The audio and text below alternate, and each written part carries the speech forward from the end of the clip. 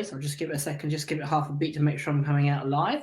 Okay, so hopefully I'm coming out live. Let me just make sure that I am before we start whittering away and chatting. Let me just... It certainly looks like it is. Oh, perfect. Good. So 15 seconds of us grinning. So I'm just gonna... Excellent. Okay, cool. We should be coming out live. Okay, so I'm going to give it a moment for people to join and to just let me know that they can hear us okay. I think everything is good. And I just need to share this link. If I copy that to, bear with me, the powers of the internet. Let's make sure that that's coming out all right. Hi, everyone, if you're watching. Yeah. Excellent. All right. Okay, all good. So we've got people joining us. Oh, hang on a second. What can I get rid of that? I might change edit all name. right. Yeah, let's have a look. Okay, excellent. So, good evening, all. Welcome. So this was somewhat of a spontaneous live in terms of going on my main Facebook page. So this live has been planned for a little while. It was originally for a closed group, which is the OTT No More, the Over the Top group, that I'm running currently, which has been running for 6 weeks. And the intention was to have input from Caroline Griffith. I'll allow her to introduce herself officially shortly and give you a little bit of information about what she does. But the intention was originally to do this on my group. But I thought, you know what, it's such a great opportunity, and Caroline has a wealth of knowledge. She's spoken on my Relabeling Reactivity group quite a while back now, and gave some absolute gems. And I thought, you know what, in the spirit of Christmas, and as we are in the festive period, why not share it with more than one person, or certainly one group, I should say. So I'm just going to make sure that this link is coming out. Excellent. So first off, thank you very much for doing this, Caroline. I appreciate you're in the festive period like so many, so I do appreciate your time. How are you keeping, and how was your Christmas period? All good? Yeah, thank you. Had a great time. Glad to. Sometimes you get a little bit Christmased out, really. It's nice to do some normal stuff, isn't it, really, Go back to work for a day. That's what I said, only the Monday. I said, and then we're forgetting about it again. I've been doing loads today. So for those people that may not know you, let people know what is it you do, and a little bit about your vocation, your day job, so to speak. Yeah. Okay. Hi, everyone. So I'm a canine nutrition consultant. I work with pet food companies. I've been working with dogs for, a good 30 plus years. And I've been a canine nutritionist for over 20 of those. And I've worked in the pet food industry, in the manufacturing side of things, for 10-ish. So that's kind of the main sort of thing that I do. And of course, my side business, my side love, is also called Canine Flow, and that is running retreats for people and their dogs. I've been doing that for about 15 years, and yeah, absolutely phenomenal how the behaviour changes when you're nourishing the nervous system of the dog, not just through food, which is vital to influence behaviour, but also with emotions as well. So supporting them to emotionally ground and really nourish their nervous system with love and gratitude, and influencing their behaviour by taking a look at ourselves as people and our subconscious stored somatic trauma, and then releasing that dramatically changes behaviour. It is like, I'm always amazed myself. So for me, when I put the two together, you get the full holistic package, because you're working with the partnership of the guardian and the dog, and you're working with the molecular side of things, the nutrition, the biochemistry, if you like. So for me, putting those two together, I've been able to unite a lot of the science-based stuff that I've learned in the nutrition with my spiritual soul-based work that I do on the retreats. And that's what I really, really love to do, share the science behind why those two actually can unite, and how much happier the dog is, and the transformations that happen with the guardians and their lives as well after they've been on the retreats, or even just through working with me to support their dogs with nutrition. People seem to pick up so much in terms of changes really they can make, or transformations they can make in their own lives. And yeah, it's just I love what I do. Juggling the two is quite hard. I find the nutrition is the busiest. But really my heart and my soul is in the retreats, but obviously I can only run those at certain times of the year. So yeah, juggling them, as anyone who runs any business knows, isn't the easiest. But I love both of them, so I'd never be able to choose between the two. Yeah. And so just tell us a little bit of background about how you got specifically into this particular world, and then obviously we can talk about the specifics of nutrition whilst people are joining us. Yes, because I'm really happy to answer questions. So if people want to be asking their questions in the comments, or if they want to email you in the background or message you, that's fine. If they're part of your group, I know. So, okay, so I started, when I was 16, I started working at a kennels. It's a potted version. I'll try and be a potted version at least. It's been a long time. So, yeah, so I started in this kennels, and it was a holiday kennels for cats and dogs, actually, so it was cattery as well. And we also bred and showed Pyrenean mountain dogs and Lhasa Apsos. And all the breed and show dogs were raw fed at the time. And I turned up at the age of 16 already. Well, I was vegetarian, and the lady presented me with this great big rack of ribs and says, I want you to cut this up for my Pyrenean. So I said, oh my God, I don't touch meat, kind of thing. Anyway, I soon realized I had to get over that if I wanted to work with carnivorous beings. So anyway, so yeah, that kind of got me started. And the lady who worked in those kennels was just phenomenal. She taught me so much about natural dog care, about fresh food feeding. Over the sort of 20 odd years I was there, so I kind of was there full-time, part-time, and helping out, that kind of thing, over 20 years. I studied as well. Now, back then in the 90s, there weren't really many courses. I mean, even today, I actually run the only officially regulated canine nutrition course for the layperson that's regulated by Ofqual.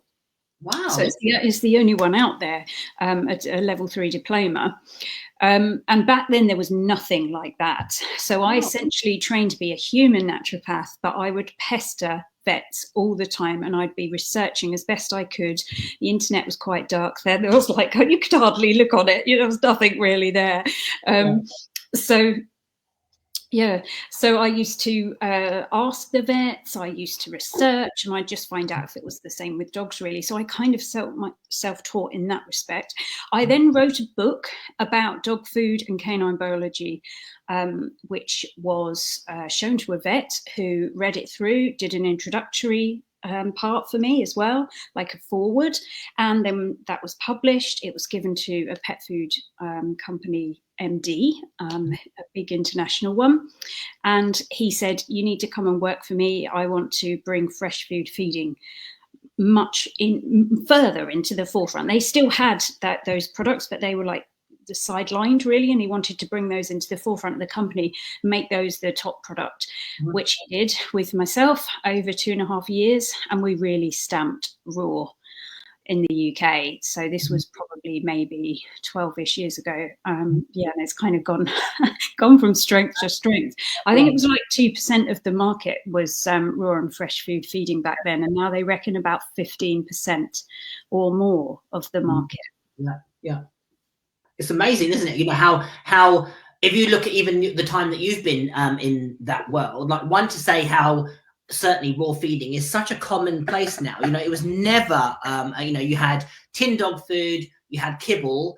And I think it was really interesting when you mentioned about obviously the person, your mentor, the old school breeders very much fed like more tripe and biscuit. It was very much the done thing, wasn't it, really, by certain breeders. And then I think a lot of the more commercial kibbles came on the market. They used to then sponsor a lot of the big show kennels. I remember they used to have adverts at Crufts, etc., where they would have a breeder and all their dogs would be fed on pedigree charm and so forth and so forth. So I think that then took a precedence, and that was down to really good marketing. But it seems like we've gone full circle and we've gone back to more raw based feeding and natural feeding. So in terms of your daily work, and we'll get into talking about the retreats, because that's something that's more people should definitely know about.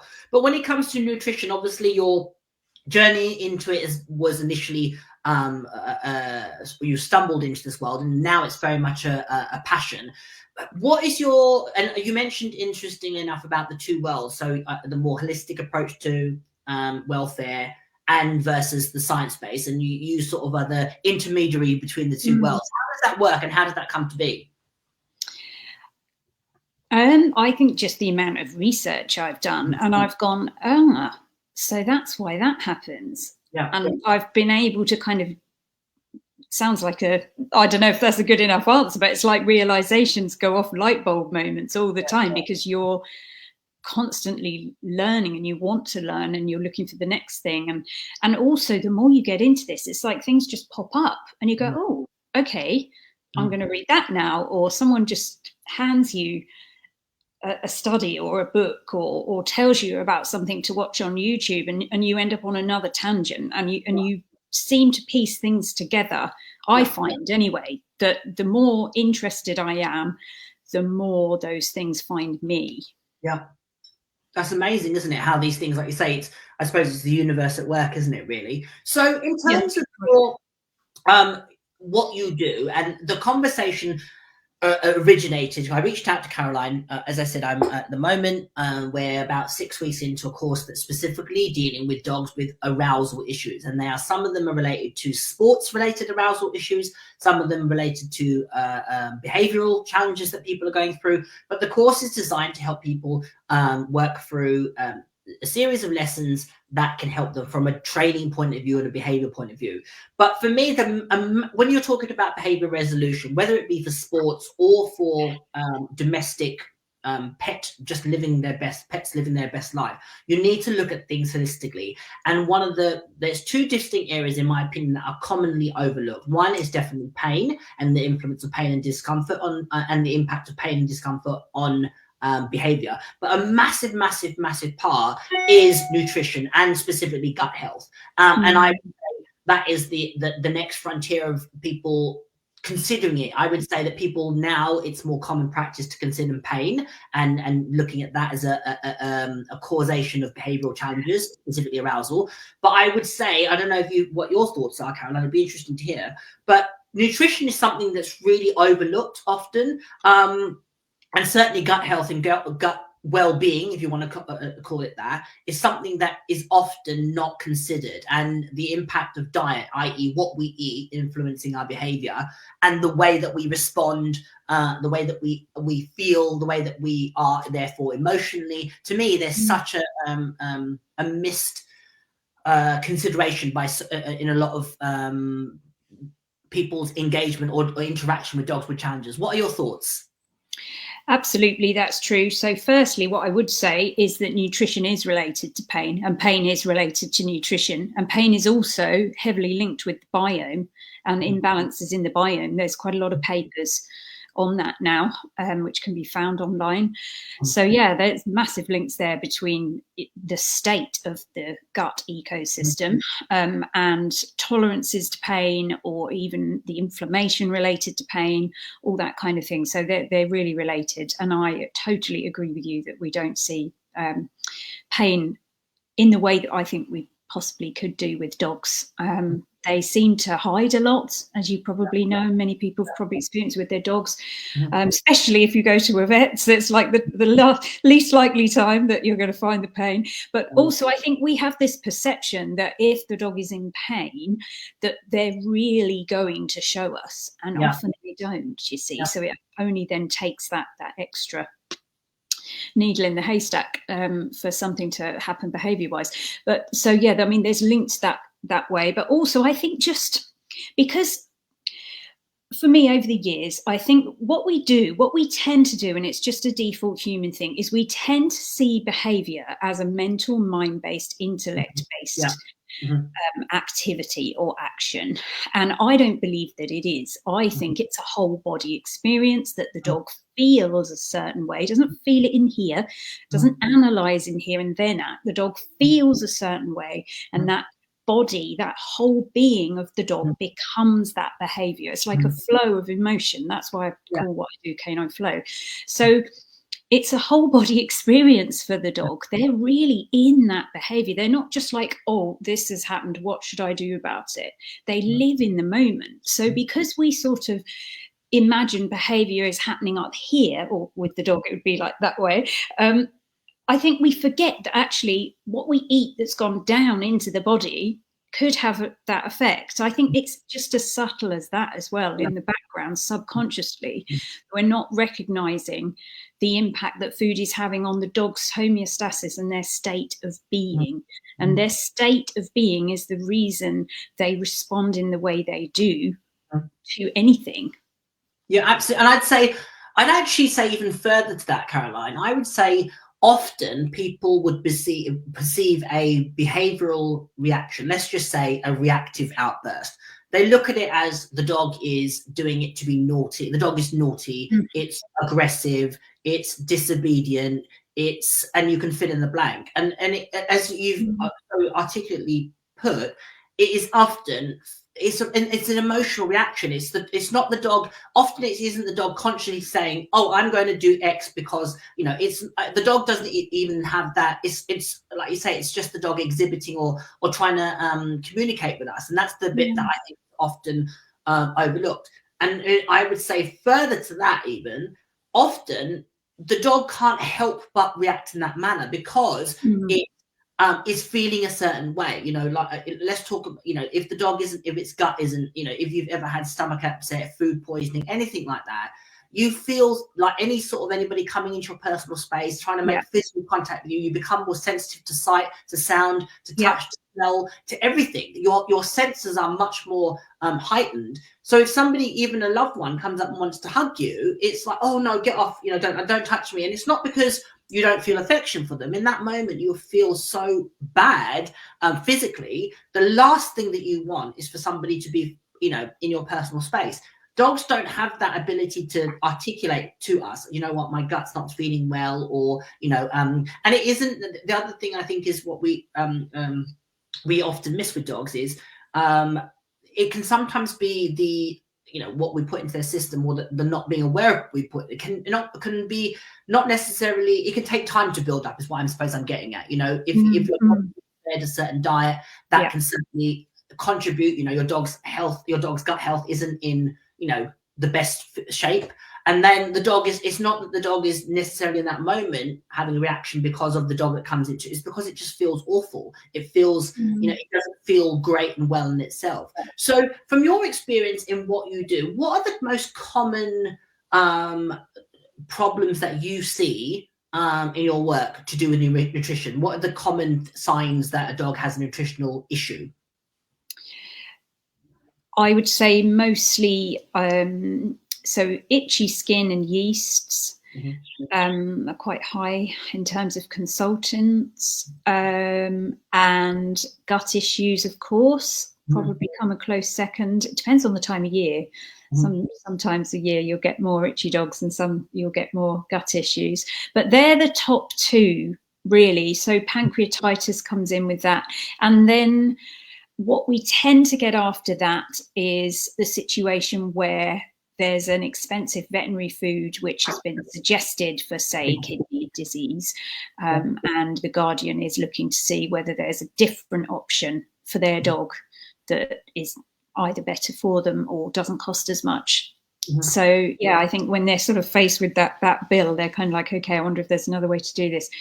There's a lot going on with dogs, a lot of all this as well. And I think you're right in terms of we often wait as guardians until we see something before we do something about it. And really it's what we do before to prevent that is more important, because by the time your dog's showing itchy skin or any kind of diagnosable gut issue, pancreatitis or IBD or IBS, whatever it might be called at that time, even just gastroenteritis, which is basically inflamed gut, this has already been transforming behind the scenes internally for the dog for a while. Now, sometimes you could get acute pancreatitis for some reason, but generally speaking, all of those things, and itchy skin especially, it's been happening for months, sometimes years, before, and it's not until you see the itchy skin and then you're going, oh, well, what have they had last week, or what have they had yesterday, and actually it's what they had 2 or 3 years ago,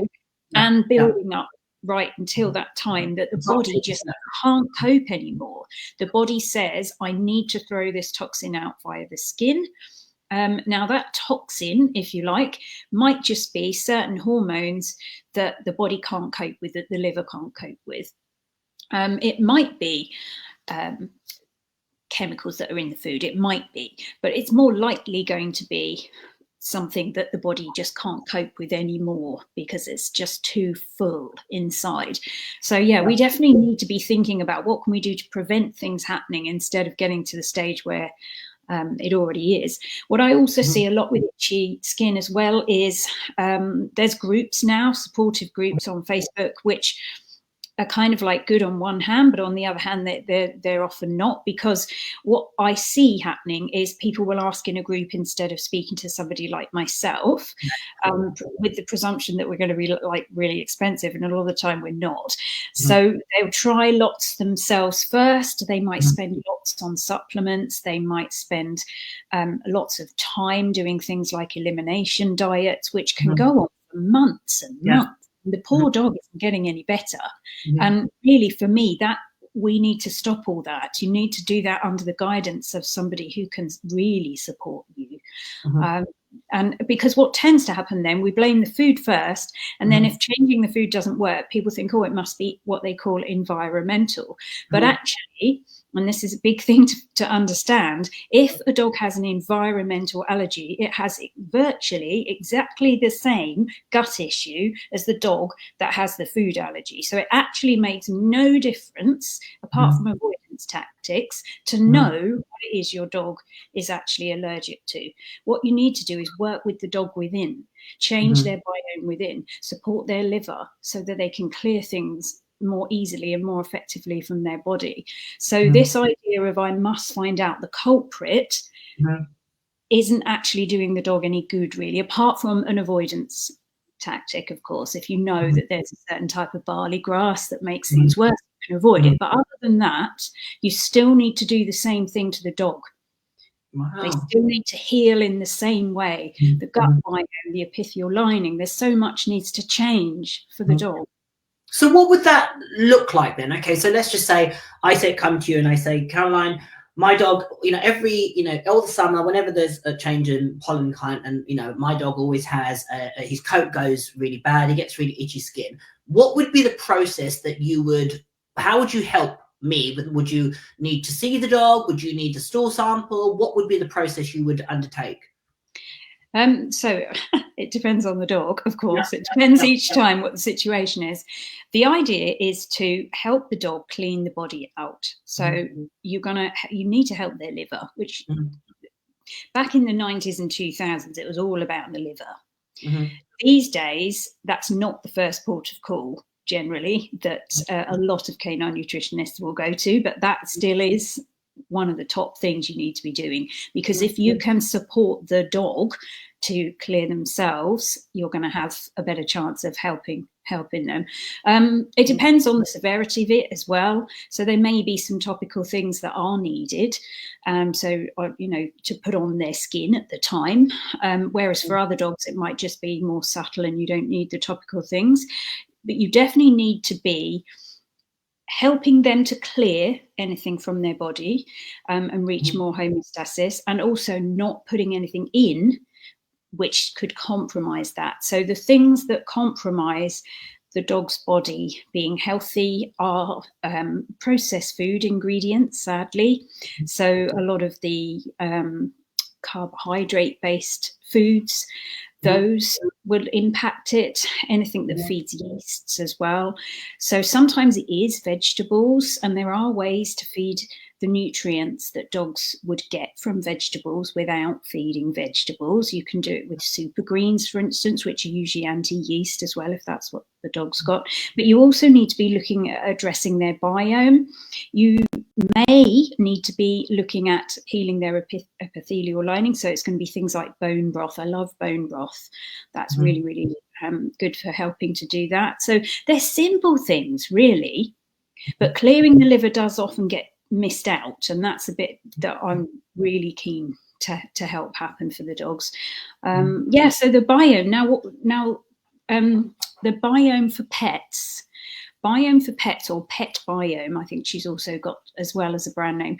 They are the only independent lab. So they don't have supplements and products to sell you afterwards. They don't funnel the results down into one of their products. So they're the ones to go for, really.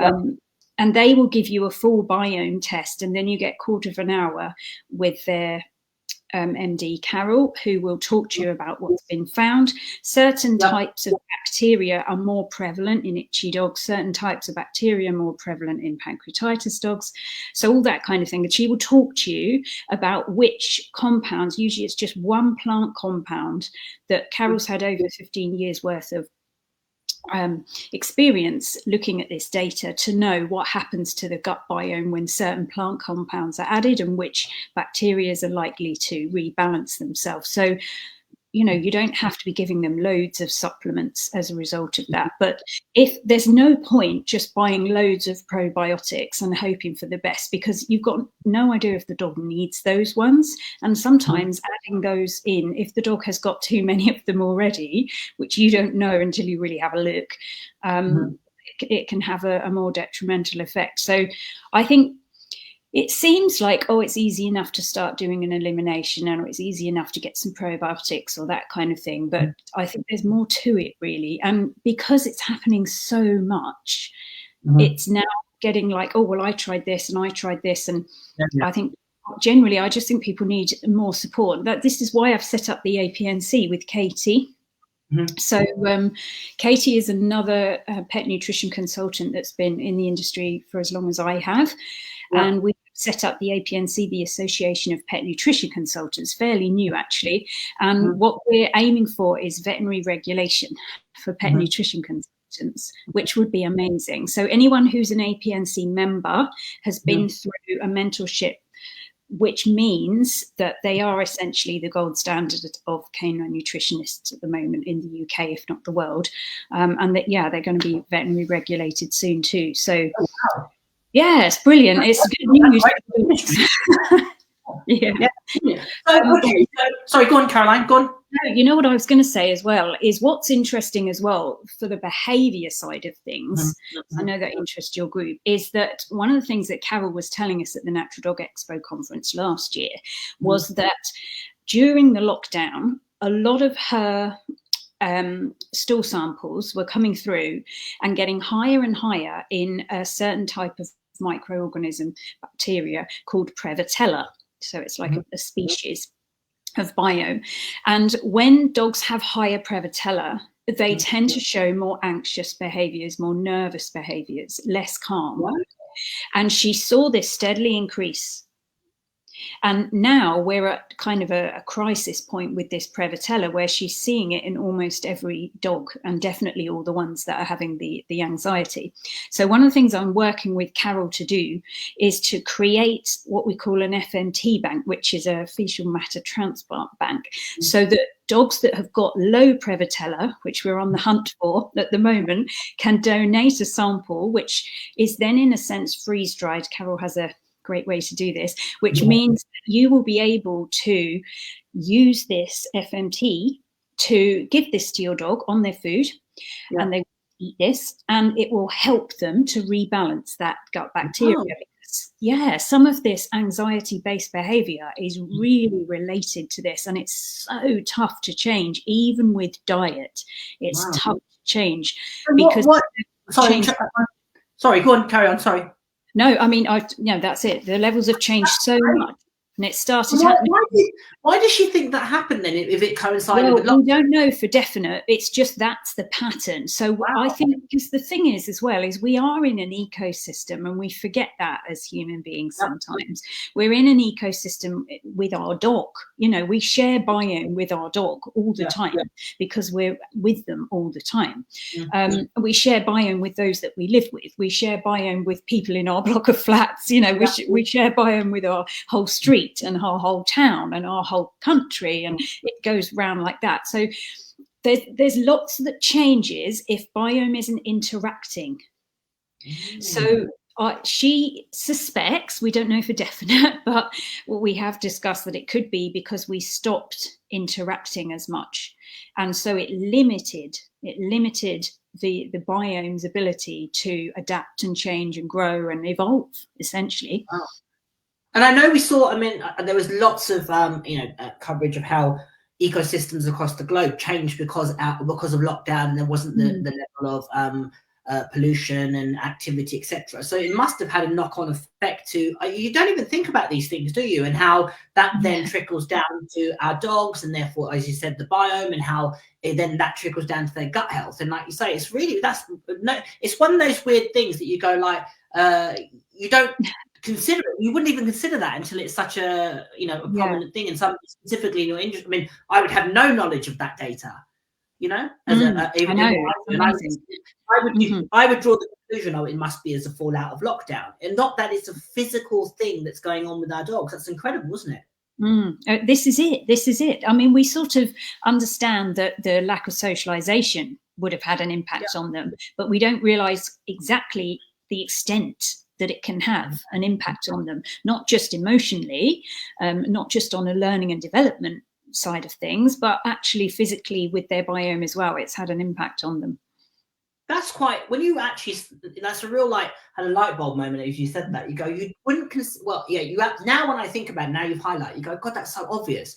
In lockdown, the world literally changed, didn't it? It's changed how we have been functioning for hundreds of years, and in a moment it stopped. And that must have had a ripple effect to how, like you say, the ecosystem, and then subsequently what bacteria started to grow that probably couldn't previously, and how that trickles down into what, animal like cattle was ingesting, and then that would go into meats and so forth, and chickens and so forth and so forth. You go, wow, when you think of it like that, you go, well, it's quite amazing to think of, one, it's having that awareness, and long term, whether we see now that the world is back in normal, as normal can be, whether there's going to be a subsequent change. That will be really, really interesting to see the difference. So talking specifically about dogs that you see that are over-aroused, overstimulated, hypervigilant, reactive behavior, as opposed to dogs that are shut down and going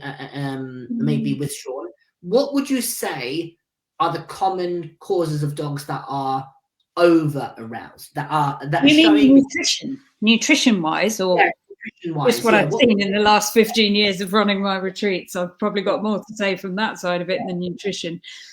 There will be, Prevotella is linked with prey drive. It is linked with prey drive as well.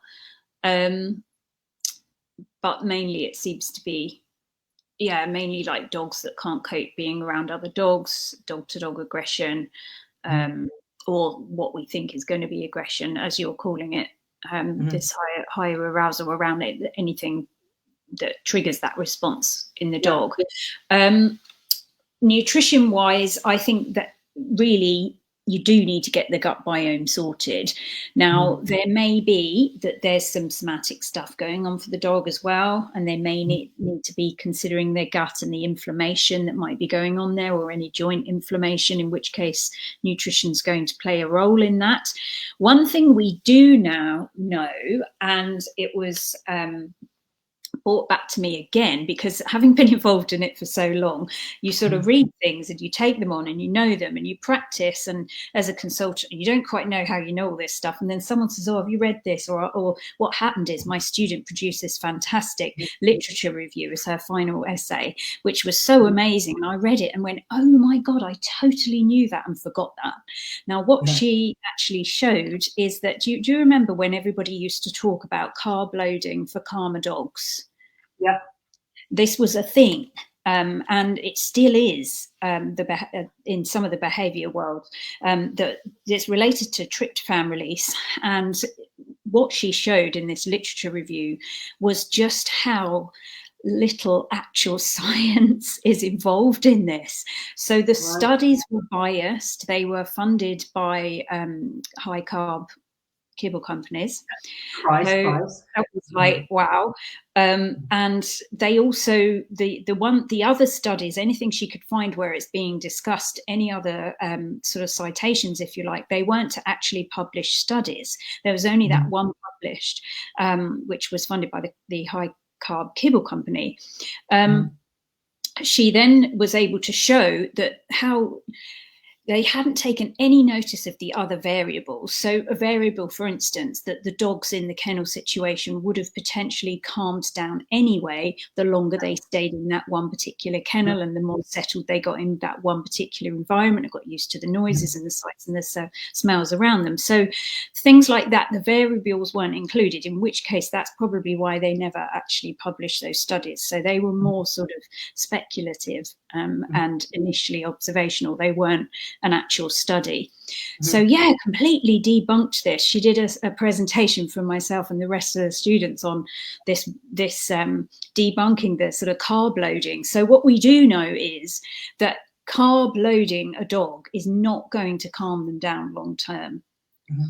Having a more balanced diet that has appropriate protein and definitely also has lots of lipid hydration with calming omega-3s, that's what's needed.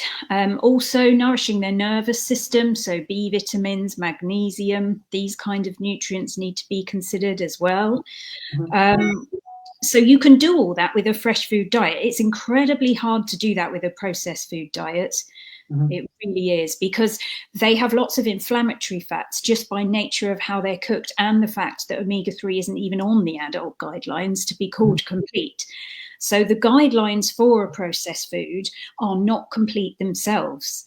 So really, we shouldn't be taking that word complete as to mean there's everything the dog needs. So it's very tough to change behavior when you're only feeding a processed food. You will need to be adding things to that processed food.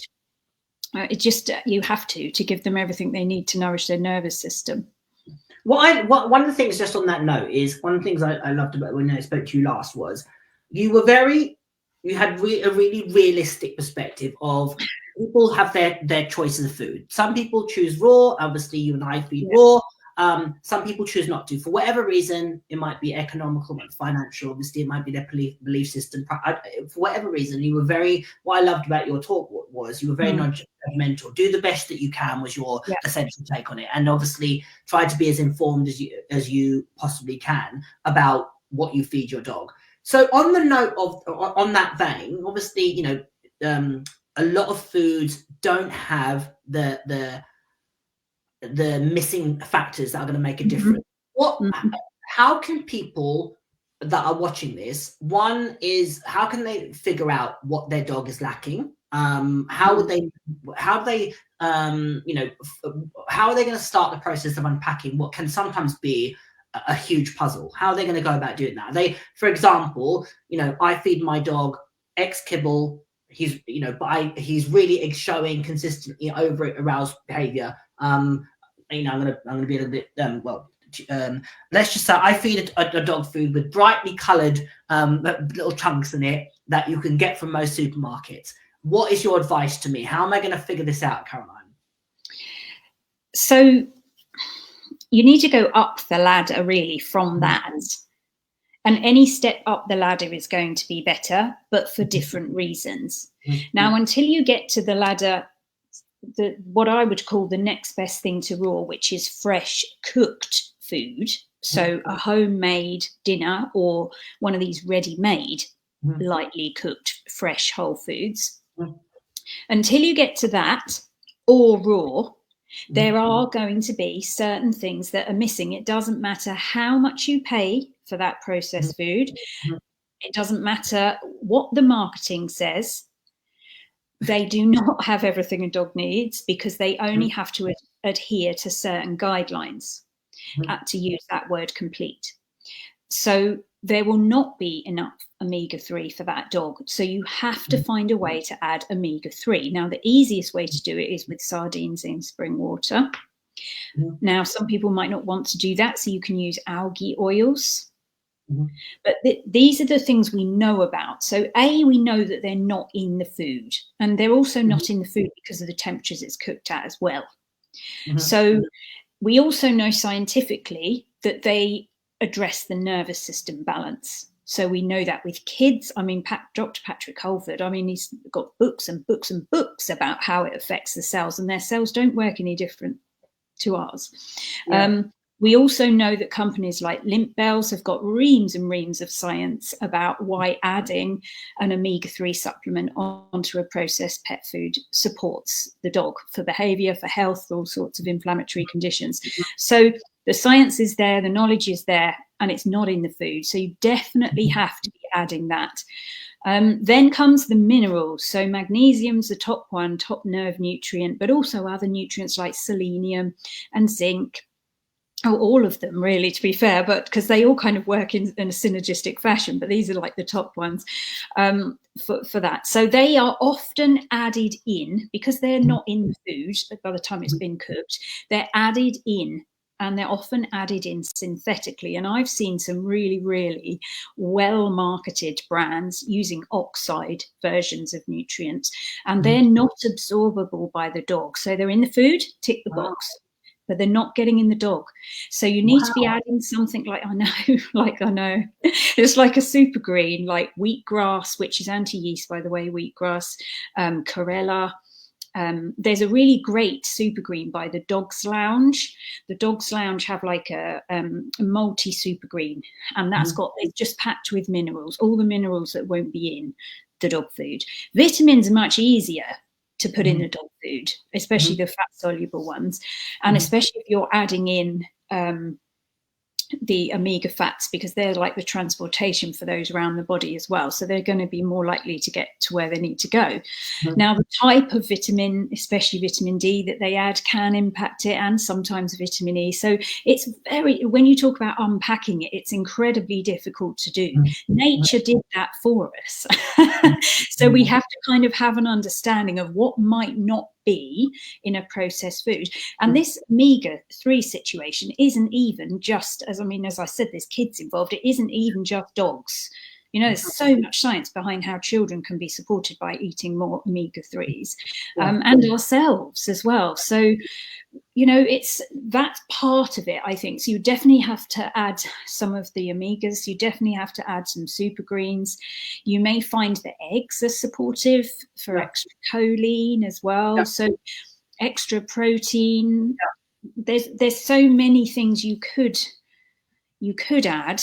I find that by the time you've added all this stuff, there's more nutrition in what you've added than what you added onto. And what can happen with what you add it onto, depending on how far up the ladder that food is. So if it's a grain-free food, it can often be better, but it depends what they've added. Like a potato one's probably the better one, because even though that might send the blood sugar higher, that will have less of what we call phytic acid. So phytic acids block mineral absorption in the body. So if you're throwing on the minerals in the super greens, and then you're feeding that on top of a carb-based or a lentil-based food, you're adding that onto a food that's already going to block the absorption of it. So they might get more of it, but it's fighting with each other all the time. Do you see what I mean? Like, to me, it's easier just to learn how to feed cooked food. If you're really not wanting to do raw, you're doing your dog a better service by learning how to feed home cooked food, because it is so easy, and they do it ready made as well. So we don't even need to worry about the worry we may have of feeding raw for whatever reason that would be. We can feed a lightly cooked version. I don't know if that helps, or whether that adds. What really struck out was it's really interesting, because my daughter's vegan, and she's been vegan since birth. So, well, actually before birth, because her mum was vegan when she carried her. And I'm not vegan, so it's not like I'm anti anything, but I'm not vegan. But her mum and my daughter is, and as I said, my daughter's been vegan beyond birth, or before she was born even. And her palate is so susceptible to taste certainly. So she doesn't like anything excessively sweet. Like, you know, every now and again we try and give her a treat of, you know, you can have a chocolate for whatever. She would come, like she went out, just to give you an example, she went out trick-or-treating for Halloween. She had all a bucket full of sweets, the vegan sweets that people gave her. She never touched any of them. What she wanted when she came home was cucumber, because her palate is so susceptible to sugar. And the difference in her behavior, if she has sugar, honest to God, it's like night and day. And she's a quite busy child. Honestly, she goes to the point of where if you didn't know better, you would say she's on some sort of medication, like the point of arousal. Like her arousal spike, if she has sugar, is ridiculous. It's like she gets really like tetchy and really hyper and really what we call, you know, just goes in with what you call silly. But it's definitely changing her behavior. And you can almost pinpoint, like when she has it, give her half an hour, and bang, she's going to be clucking like honest to God, it's really, really quite eerie. But actually, you know, I was an ex-police officer and I worked with, you know, a lot extensively with people with on drugs, and she looks like she's intoxicated. Honest to God, she starts behaving like that. It's really, really, really, really. Well, she is really. She is.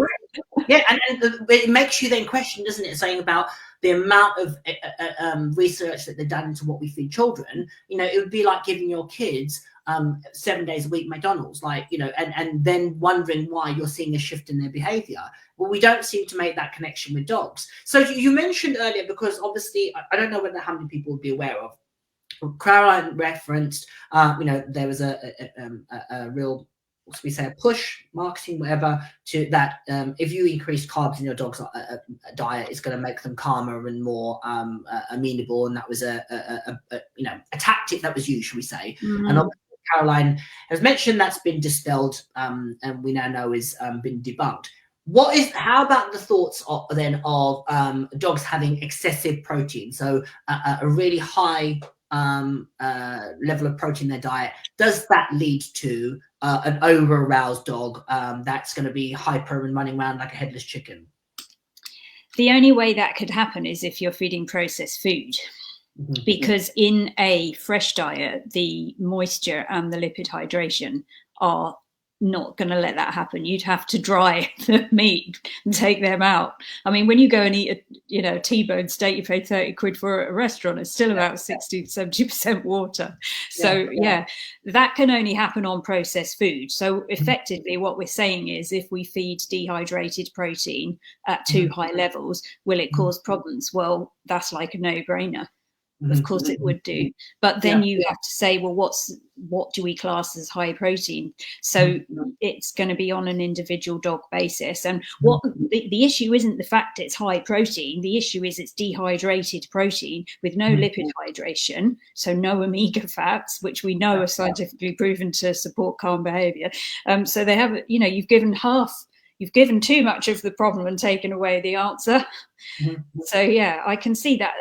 The flip side of the carb loading would say that, because it was a processed food based study. Yeah. So okay, I have a dog. Let's say a lot of the people in the group have a sports background. Is there an appropriate way to feed your dog when you are, like, for example, a canine athlete? You know, a lot of them do agility, they do dog sport, they do obedience, they do high level competition, and even just being a dog sports enthusiast. Is there an appropriate way to feed your dog that will help it on game day, for example, or to help it be at its best? Not from a physical point of view, but physical and emotional point of view. What is your take on that? Yes. So if they are a healthy dog with a good state of being, that's what you're looking for, who you can then top up with a little bit of extra good fats for energy. That's what you're looking for, really. You'd still need to have that healthy dog in the first place, that you then say, well, I'm going to give you some extra good fats today, which you're going to go and burn off doing whatever you do. And then maybe tomorrow you don't do that activity, so you don't get them, that kind of thing. And I think in the gun dog and agility world, they sort of do that anyway. But I would say you need to have a dog that's healthy in the first place, because that dog has to have a good recovery period. That dog has hopefully to not have any internal tiny ligament or muscle or fascia injuries that might affect them. And, you know, you're not going to see those inside, but actually the type of diet they're eating might be contributing to those not reducing in inflammation. So the next week you go off to do whatever it is you normally do with them, then that's made worse. And then that's a little bit like what we were talking about earlier, where it's like a build-up of stuff that you can't see, but it's due to the dog not being in a healthy state when they do that activity. That's such a little gem that, you know, it's like that whole domino effect of what you were saying again. So just so to I suppose to highlight that point, essentially what Caroline is saying, having a dog that is physically healthy. I have a healthy dog and it's a sports dog, but because I'm not necessarily feeding it the correct nutrition to get it at its best in competition, that dog is obviously it's under a lot of level of physical pressure and stress, and whether not stressing in terms of you're challenging its body, you know, if it's a sports dog, you're going to be asking it to, you know, exert itself, etc. The dog is going to be putting its body under a level of physical stress, which is going to cause its muscles to, you know, to be strained, etc. Not in a bad way, but that's the byproduct of physical exercise. If the dog doesn't have a level of the appropriate nutrition to help its body recover appropriately, that's going to have a domino effect. So the next week you go to competition, that dog's muscles are going to be a little bit more fatigued. There's going to be more likely to be injuries. They're going to have little tears and lesions that aren't going to have healed appropriately because the dog hasn't got the appropriate fuel in the engine, so to speak. 3 weeks or 4 weeks later, we now see a dog getting anxious in competition. And it might not be because the dog isn't trained well or you've done all the groundwork. It could be as a byproduct of that dog masking, actually, mentally I'm really trying, but my body isn't able to do what you are asking of me. And then what we see is the dog displaying over-aroused or anxious behavior. But actually what the dog is saying is, my body can't do what my mind and my training or my desire wants me to. And that's where you can see that domino effect. And that's such an important, you know, message for people to look at what fuel you're putting into your dog. It needs to be appropriate for their lifestyle. It needs to be appropriate for preparation for certain events. It needs to be slightly tweaked on game day, for example, you know, to give it that additional support. So in terms of your work with nutrition and, let's say, holistic approach to dogs and behavior, what would you say is the number one thing that you commonly advise people to do that in your line of work? What's the most common thing that you have found yourself saying time and time and time again? Grab yourself some bone broth.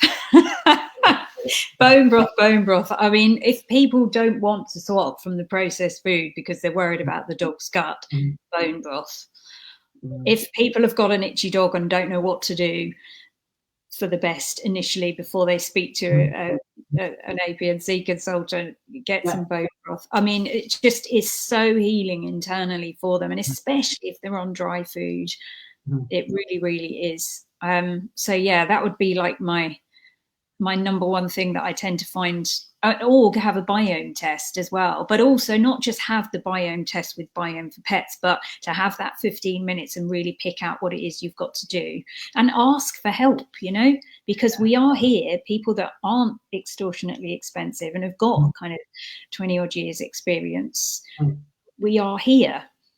And the thing that I'd say in the times that I've spoken to you is how passionate and how, I'm sure everybody is appreciating how knowledgeable Caroline is. It's like, you know, she has an extensive body of work in this specific lane, and hence why, you know, whilst I can give my opinion, Caroline is giving her expertise, and there's a very different, you know, I can say, oh, this is what I feed and I like to feed this and whatever, but Caroline is talking about seeing dog after dog after dog after dog who is in a state of discomfort, pain, anxiety, etc., that has been changed and affected by improving their nutrition. So, I'll share contact details after this. So let's jump to, so there is some questions that have been asked, and let's go to those, okay.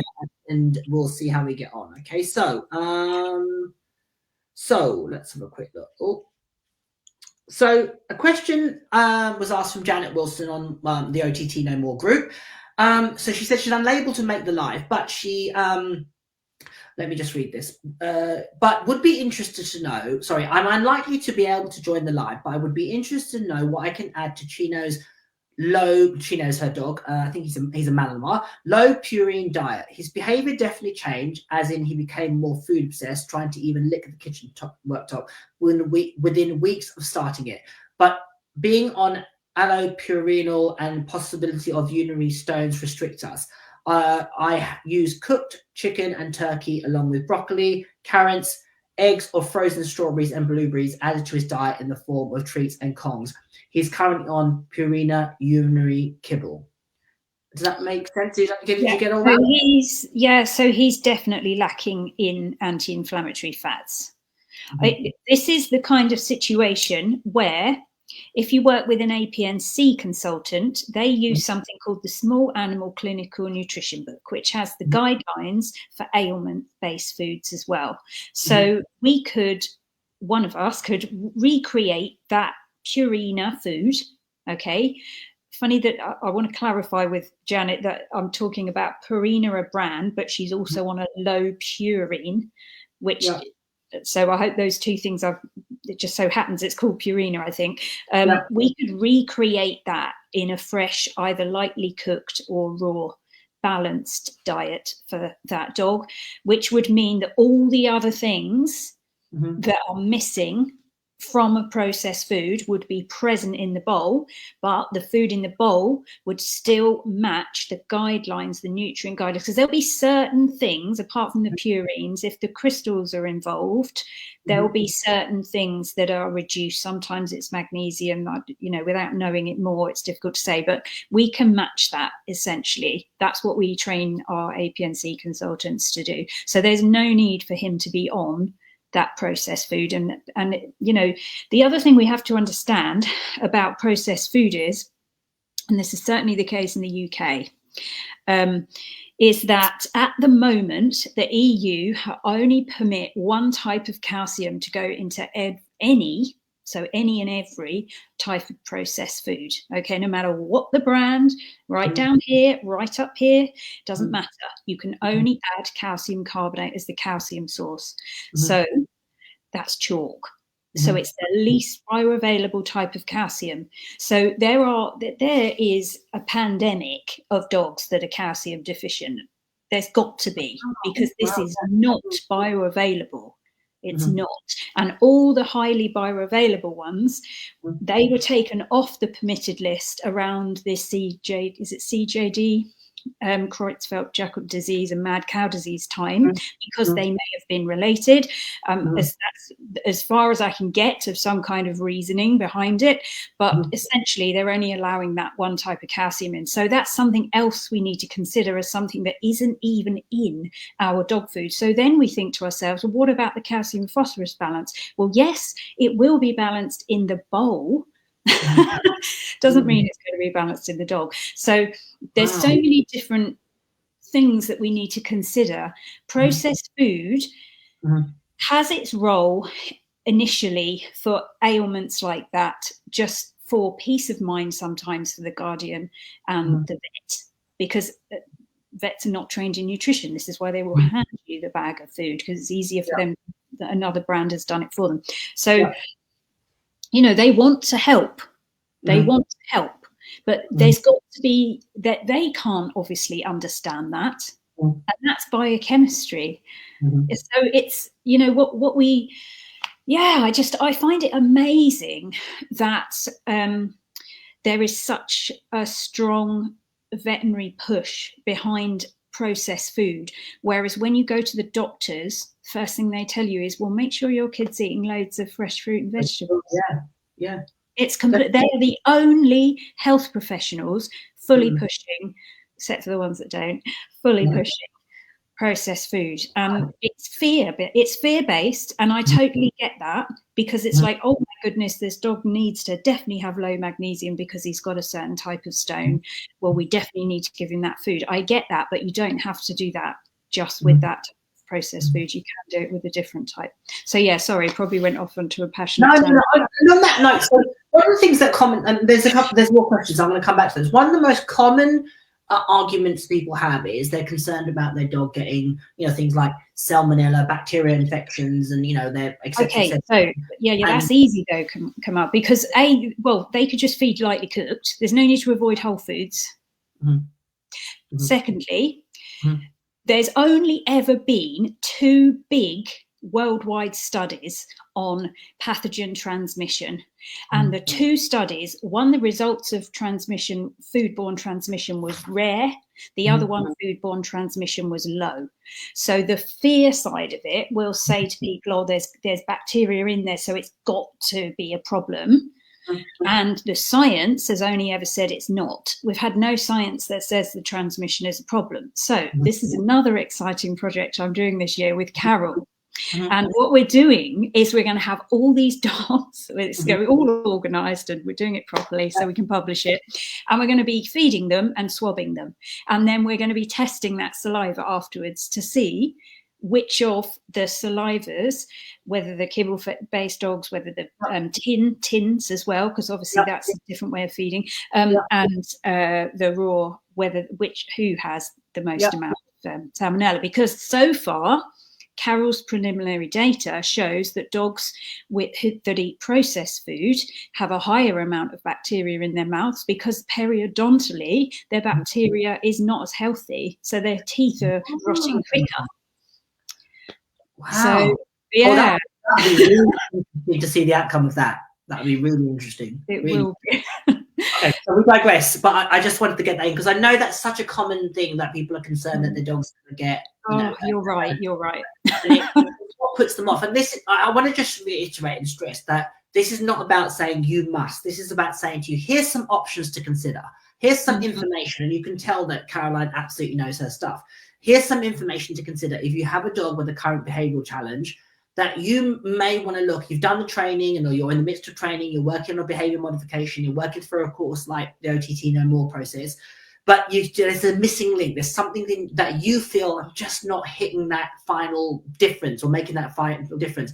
The thing to consider is the physical entity. It could be physical pain. Obviously, that's a whole nother conversation, but it does definitely overlap with nutrition. Nutrition and what you're putting in your dog system is definitely going to be something to consider. So another question. So this is from Mary Horn, who unfortunately couldn't make the live as well. But she asked, my youngest boy, who's 3, struggles with loose stools, especially when aroused and mostly out and about.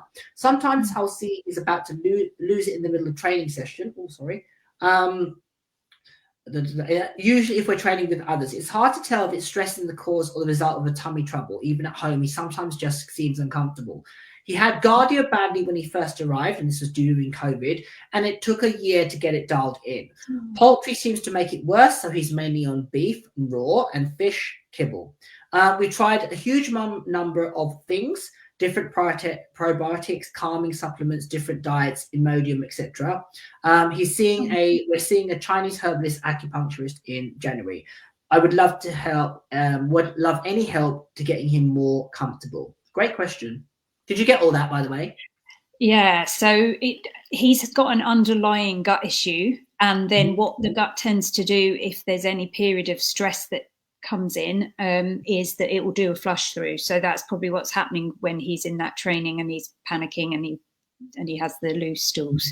So it's the gut it's easier it's almost like the body goes alert, get rid of stuff. So that can happen under a stressful situation, or it can happen because you've eaten something and it goes alert, get rid of it.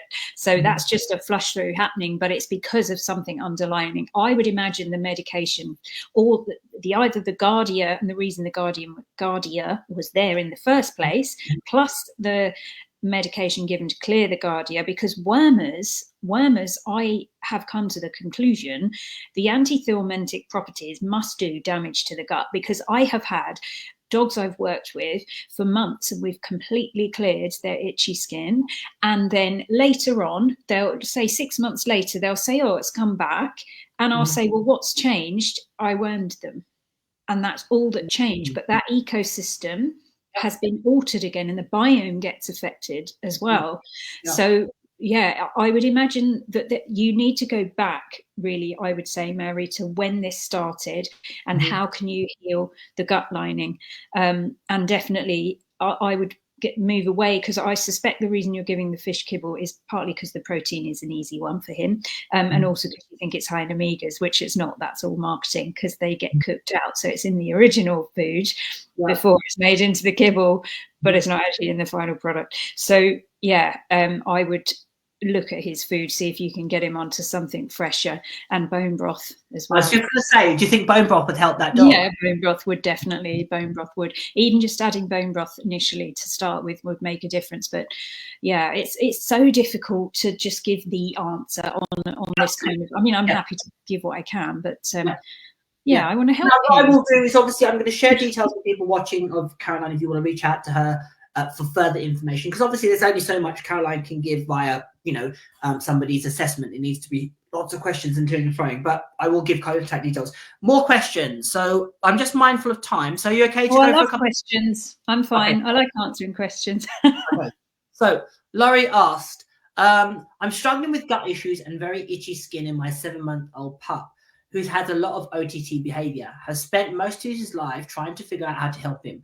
Western vets have no clue.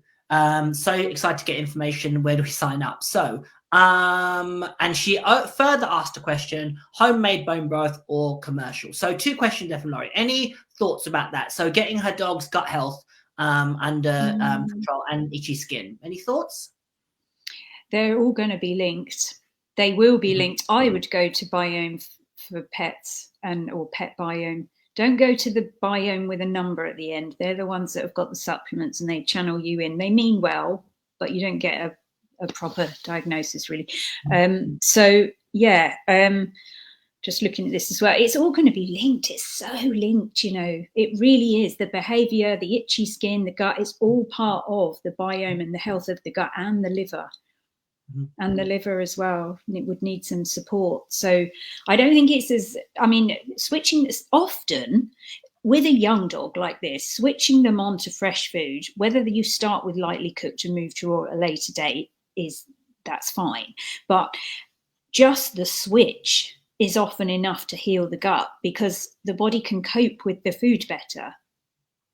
So sometimes the switch is enough. That's all you need to do. But it's not with all, but sometimes it is.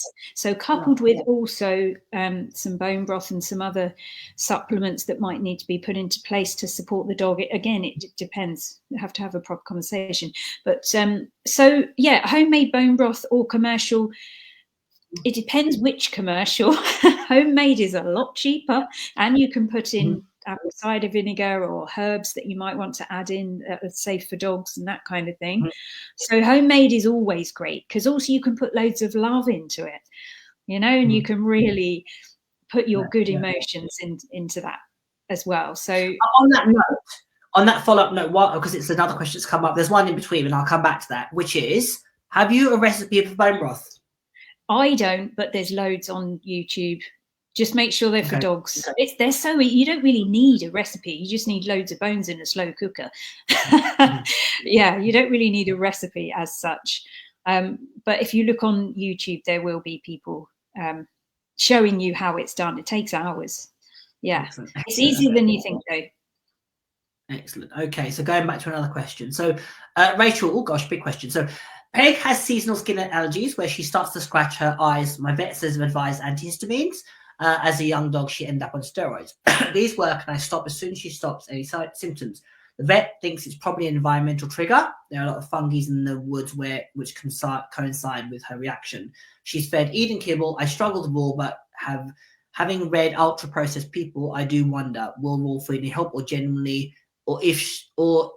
if she's generally allergic to fungi will, and then I don't think it shows the rest of it. See, this is where, because the underlying issue hasn't been dealt with, it then becomes that the dog is more reactive to things in the environment. This is what I was talking about before. So again, you can feed lightly cooked to this dog. There's no reason for them to jump straight to raw. If raw bothers the guardian at all, then I would go to whole foods, lightly cooked. But you will obviously need to speak to someone to make sure you're feeding a balanced diet, because it's obviously much harder to get the mineral content in because you've taken away the bone, because you cooked the meat, so you have to take away the bone. So there are tricks of the trade, of course.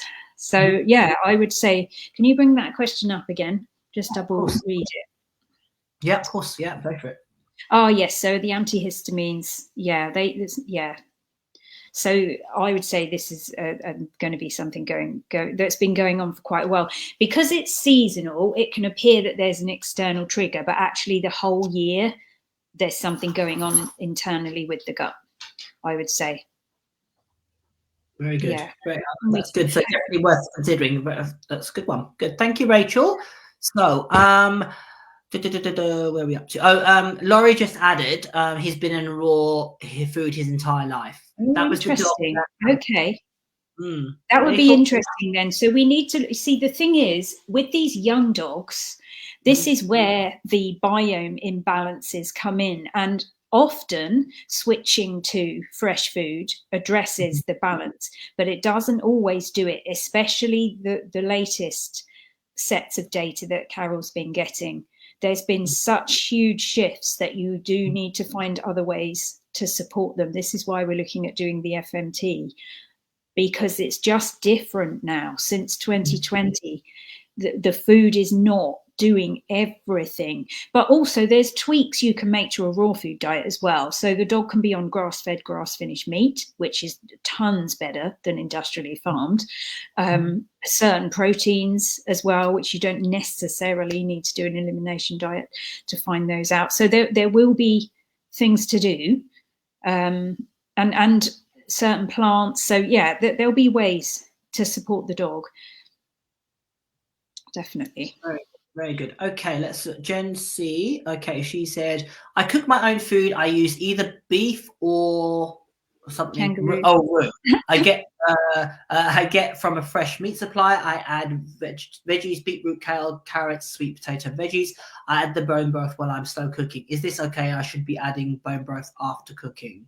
That's fine. You can add the bone broth whenever, really. Well, that sounds like a great diet there. The better dogs have got. Yeah, not much vitamin E though. It's difficult. See, this is the thing. There's not much in vegetables apart from the prebiotic side of it, the fiber side of it. So some of that you could lose. I mean, I'd lose the carrots. It depends how much. Don't know how much, but I'd lose the carrots anyway. But yeah, so you probably need to get some vitamin E in there. Don't know if the dog's having any other protein types, having any higher omega meats, or whether the beef is. What would be a source of vitamin E? So vitamin E is high in wheatgrass, in wheat germ, in sunflower seeds. It's just all the things that you'd think of as vitamin E, even for people, but it's more difficult to get it into dogs. So when they're having grass-fed meats, they have more vitamin E because it's in the meat, because grass-fed cows have a higher content of vitamin E in their meat because they're healthier. So it's not just about what you eat anymore. It's about what you ate. Yeah, absolutely. Oh, really good. Okay. Jilly just said, fantastic life. Can you advise for humans? That'd be another conversation. Sort of. I do know people that can, though. But it is interesting how connected the guardian and the dog is, and how often the biome issues can be with them both. Definitely. Really, and the emotional side of it as well. Definitely. Yeah, because I mean, you're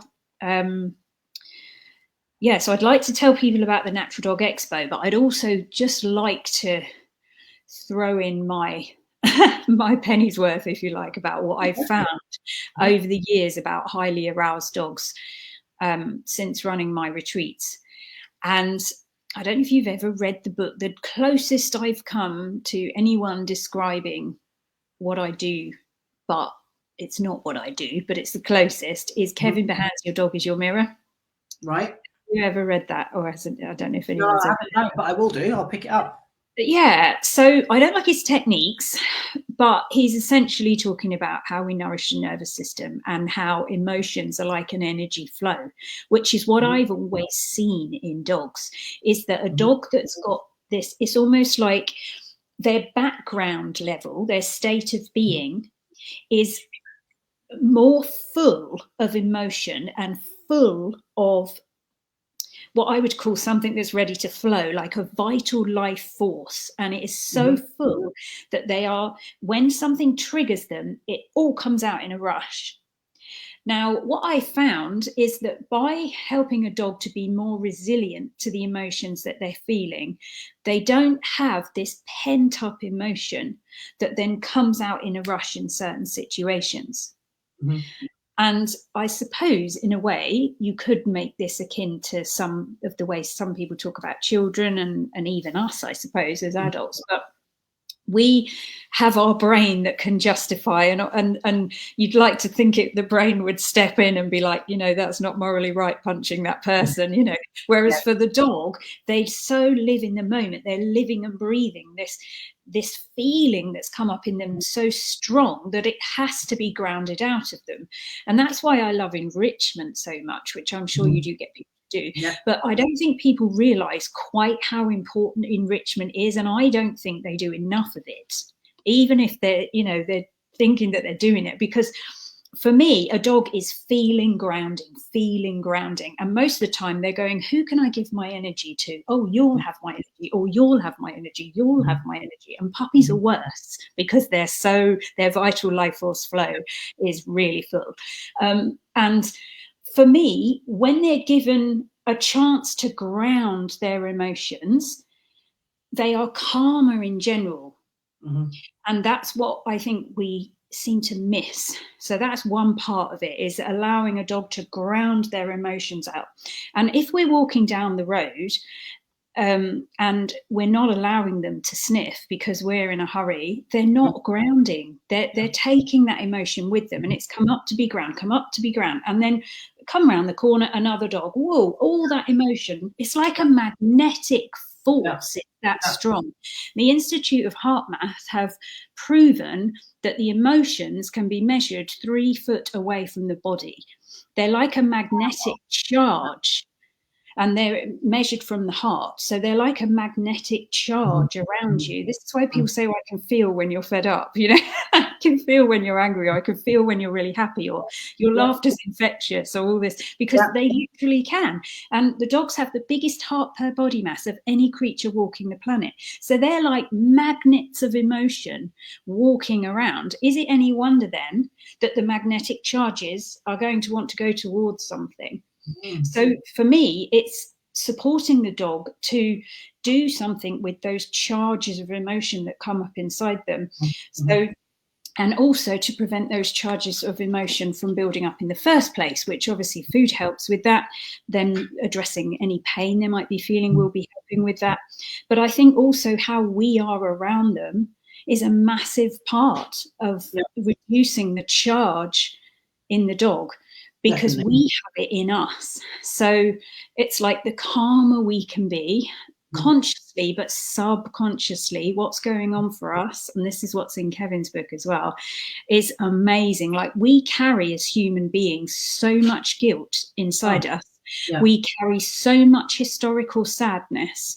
We carry so much. Some people are so fed up with life. Like, I can remember there was a lady on my retreat once, and she was so fed up with life. She'd kind of retired, and the world wasn't as great as it was when she was a kid. I mean, even at our age, we say, I remember in the 80s, and you can imagine for her, and she was so fed up with the world, and her dog had loads of separation anxiety. And she couldn't even go to the loo without the dog being there, and all that kind of thing. And essentially what we did is we worked on her connection with the dog, because what was happening is she was so fed up, her heart was closed, so the dog couldn't connect with her. So the dog was trying to ground their emotions on her on a daily basis all the time. And there was this wall of emotion, this charge of emotion, and the dog couldn't get through it. So even though the lady said she loved the dog, mentally she did love the dog. I'm sure emotionally she did. She, gave him the best diet ever. She came on a blimmin' retreat to sit and meditate with the dog. This is how much she loved her. And the dog was a rescue in the first place. So she'd done wonderful things. The dog couldn't get in to connect with her and give the energy because of the wall, this heart wall that the guardian had. And the difference in the two of them, once we got through that, was just amazing. It was amazing. And the dog doesn't have the separation anxiety now, because the lady has been without, like, mentally, the lady couldn't even realize that that was what was going on. It's very difficult sometimes to kind of explain it, because it's so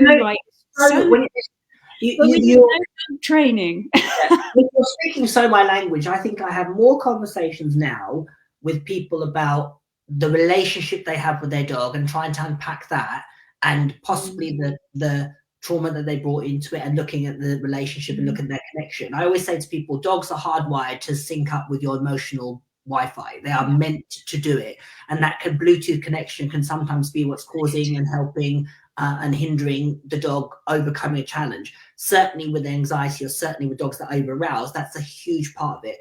I love the fact that you talked about enrichment. And on the course, there's a specific, I talk about enrichment and the importance of considering enrichment. There's only so many hours in the day. People have busy lives. Finding ways to emotionally satisfy your dog and physically stimulate your dog is such a huge part of creating a dog that is, for want of a better term, calm and content in themselves. And I say, for me, I always say to people, don't try and aspire for calmness, try to aspire for contentment. If your dog is content, calmness is a byproduct of a dog that has really had all its needs met, not just train it to sit and down. That's like the easy stuff. That's like trivial crap, to be honest. That's the emotion, the owners. Look at the relationship you have. Is that dog having its needs met? Emotionally, I talk about the 5 E's. Emotional stability is one of them. Education, enrichment, exercise, entertainment. All of that is going to create a happy, well-adjusted dog. And a massive part of that is what you are putting into their system. And that doesn't just mean via their mouth. That's what's in their system. Yeah, exactly. I love the fact that you said that, Caroline. I really do. It's so key. It's so key, because obviously raw meaty bones is the ultimate enrichment as well, which it allows them. And you're right. I call it contentment. I don't believe that we're mentally stimulating the dog when they're doing canine enrichment. We're doing completely the opposite. We're actually stopping their mind from working and allowing them to emotionally ground through their paws and their mouth. And this charge of energy, this magnetic charge, gets taken out of their body and grounded, and that makes them content. It's got nothing to do with the mind. I think we over process what the mind could be doing. And really, the mind isn't really what we need to be looking at with dogs. To be truthful, it's all supposition. We're thinking we know what the dog is thinking. We don't really know. We're all making. I make an assessment, and it might look. You look at it. We're all looking at it from our own lens and our own perspective of what we believe of a dog. We believe that some people believe that our dogs are trying to dominate us and assert their authority. Other people believe that our dogs are, looking at the world in a certain perspective. And I think the thing is if we all got a little bit more on board with going, hang on, are we actually meeting this dog's needs as an animal, as as a dog? And for all all their weird and wonderful shapes and sizes, there's things that one dog is going to need very differently from another, and it's catering for those specific needs in a way that is looking at things holistically. There's one more. There's a couple of points I just want to share with you. So one was, Jency said you just described bear, which is fantastic. I love it when people make those connections, and me or you or both of us. You did. I think when you were talking about the magnetic charge. and also the dog that has that emotion to go. It's such a big thing. They want to put it on you, really. Do we share our microphone with a dog? Yeah. So come to the Natural Dog Expo. It's the only conference in the UK that has the top experts in not just food, but natural dog care. And I've got Carol talking. So last year, Carol's talk was phenomenal, but that was the one where we learned about the Prevotella, and hence I'm working in the projects. So just a fantastic event. If you go to the naturaldogexpo.com, you'll see the photos from 2023, the photos from 2024. We literally did not stop smiling the whole event, or going, oh, wow, one of the two, like. Naturaldogexpo.com, yeah? The Natural Dog. Oh no, it's just Natural. There's no but the event's called The Natural Dog, but the website's just Natural Dog Expo. Yeah. Okay. I'm going to share that. I'm going to share that website in the comments so people can have a look at it. So I'm very aware of your time. So just to draw things to a close, where can people reach out to you? How can they find out a bit more about you, your work, and your retreats if people are interested about that? Where can they reach out to you, Caroline? So Canine Flow, that's here next to my name, it's just canineflow.com if you want to learn more about the magnetic field and the charge of energy that dogs have and how we can help them with that and how we can work to reduce our subconscious trauma and stuff. That's all on there. It's like your soul connection with your dog, really, and it's so easy. There's nothing, we don't have to talk about crap or anything. It's so much easier. It's all about moving forward. None of it's about going backwards. It's really, really good, the retreats. I've got people who come every year. Where are they based, Caroline? I do the retreats in Wales. Yeah, lovely valley, which I just adore. Yeah, I never found anywhere like it. So I've been going to the same place for 15 years. There's nowhere quite like that. So yeah, canineflow.com.